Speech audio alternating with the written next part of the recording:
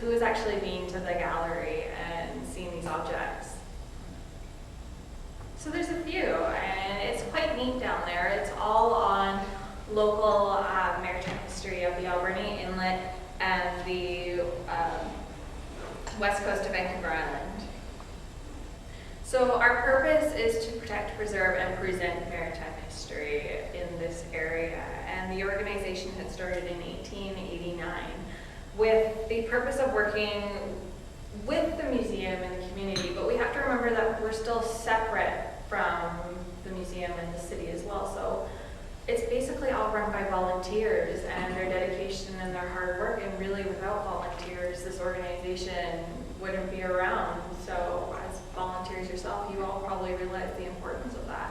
So we really rely on them, and we really have to thank them for preserving this important history, because while we all consider logging an importance of our town, we forget that maritime history was super important as well.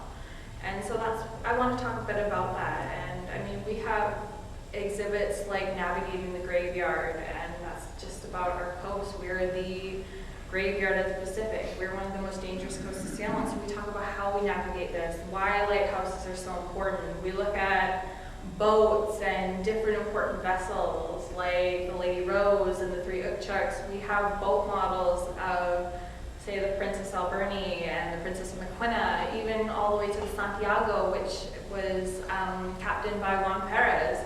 He was the first sailor or European sailor to come to Vancouver Island, even though originally we thought that title went to Captain Cook.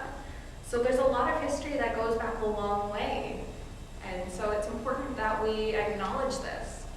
So today I just want to look at one aspect of our water history, and this is with the boat called the Swan. And the Swan has to be one of my personal favorites. I could be a little bit biased because I did my research on her, but I mean, I heard the story the first day that I started there, and I fell in love with this little boat that was underwater and forgotten for a long time, and we remembered her and brought her back. And so we'll talk about that today. So when the Swan first came to Port Alberni, she was used on our saltwater inlet, and this was in 1907. Now we have to remember that the Swan was a boat built in 1890, we think at least. It's probably the best guess. And she was, twice a week, she was a meat carrier to Banfield. The rest of the time, she was used as a passenger boat for transporting mail. After 20 years of doing this important job on our inlet, she was brought to Sprout Lake in 1927, and she was used by the Sprout Lake sawmill until it was shut down in 1947. Now, at the time, she spent her days transporting both people and lumber across the lake between the mill and the camp. And then the Swan's last journey was in 1954, where she took a few hikers across the lake. And a year after that, her owners decided that they had no more use for her, so they filled her hull up with rocks and let her sink to the bottom of Clay Hood Arm in about 40 feet of water, 60 feet deep, or 60 feet up. And that was for over 40 years. So what is the Swan? So the Swan was an 11-meter Victorian-era passenger steam launch with the engine located at the stern. And she was given her name because from her profile, she looked like a swan gliding across the water. She was beautiful to watch, just a beautiful vessel. And as I mentioned, her provenance is still unknown. We're assuming that she was built in a BC shipyard, a McAlpine boatyard in False Creek. And we're thinking this because that shipyard was building boats like the Swan, steam vessels about that size. And boats like the Swan weren't meant to be on the ocean or open water. So you'd want your boat to come from a shipyard that was close to your location, and that was the closest one. And yeah, so an 1890 steam vessel that came here. So the Swan had many enhancements done to her while she was working in our area. For a big example of this is when she was moved from the ocean to Sprout Lake, she was given a new engine that was previously used on the lumber carrier. And with this new engine, she was more fitted for her new job. But why is a boat like the Swan so important? And I'll let you think about that question as I talk about the relevance of steam technology and steamships. The steamboat was one of the first modern technologies of the Western world in the 19th century. and that time was considered the age of steam technology. Within a few years of its creation, it became an important feature of transportation in North America after being a commercial success. And for a while, the steamboat was attributed to being the creation of a man named Robert Fulton, but in recent years, this idea has been challenged to being more contributed to James Watt. And the reason for this was James Watt had improved the traditional design of the original model that was used in the Industrial Revolution. So with the steamboat being considered a well-timed technology that had fully exploited Canada's canal, lake, and river systems. So steamboats like the Swan were built to be used on our waterways. They were, rather than the oceans.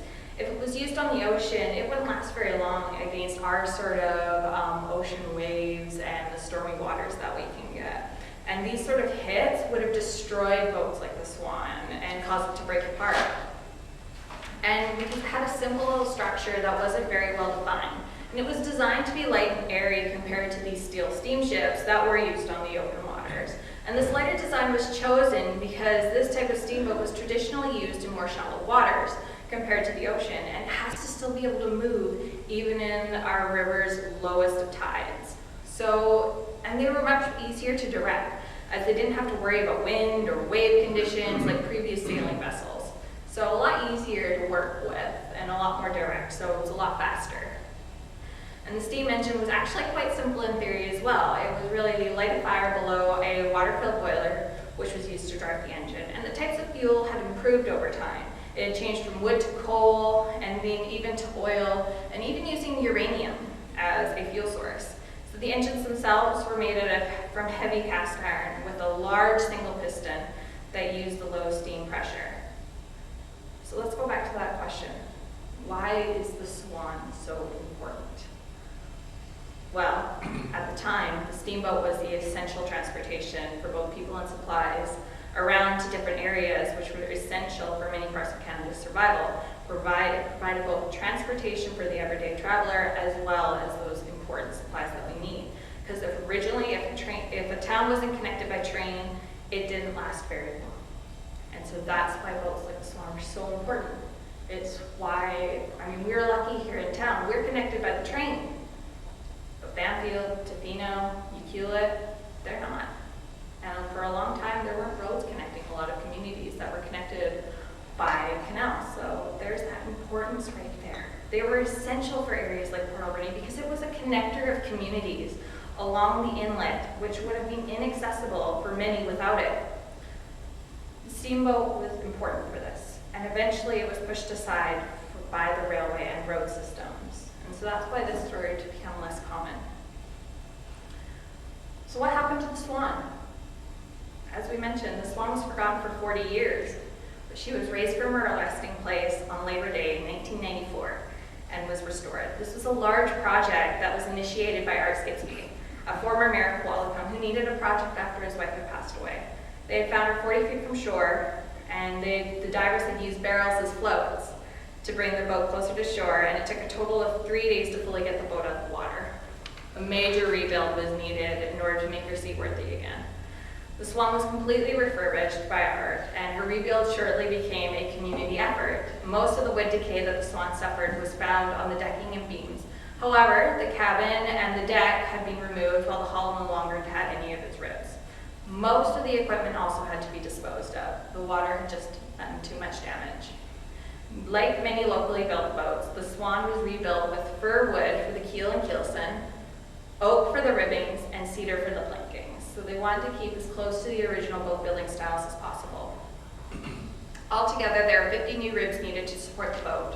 120 feet of new planking and at least 1,000 screws were needed. Part of the rebuilding effort was stripping the boat down, mucking the silt out, which had to be done multiple times.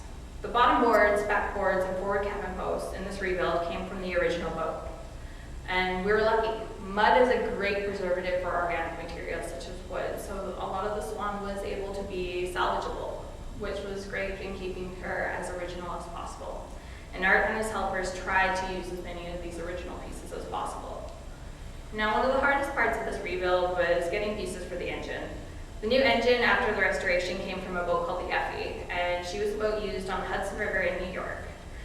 But we're thinking that this engine was bigger than what originally would have been used, being a 3-cylinder rather than a smaller 2-cylinder boat engine.